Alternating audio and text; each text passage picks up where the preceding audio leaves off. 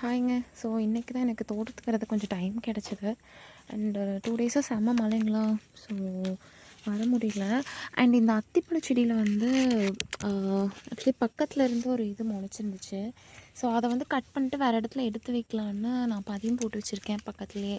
So almost இன்னொரு 2 days வந்து இது கொஞ்சம் தளைஞ்சதுன்னா நம்ம வந்து ஸ்ட்ரெயிட்டாக வந்து எடுத்து இன்னொரு இடத்துல வச்சிடலாம்.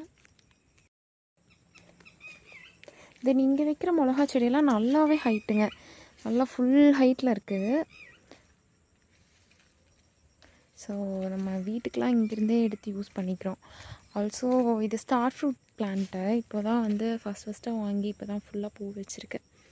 நல்லா பூ எடுத்திருக்கு, எல்லா இடத்துலையும் பூ இருக்குங்க. ஸோ வந்துச்சுன்னா கண்டிப்பாக அப்டேட் பண்ணுறேன். அண்ட் சீத்தாப்பழ செடியுமே நல்லாவே நிறைய காய் விட்டுருக்கு, பார்த்தா தெரியும்.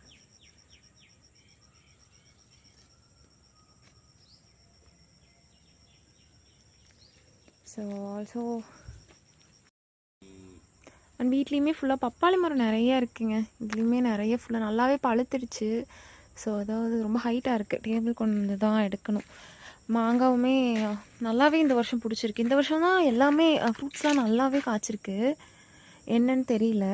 ஸோ டைம் கொஞ்சம் இல்லைங்க, தான் போயிட்டு டைம் கிடைக்கும் போது எல்லாத்தையும் எடுக்கணும்.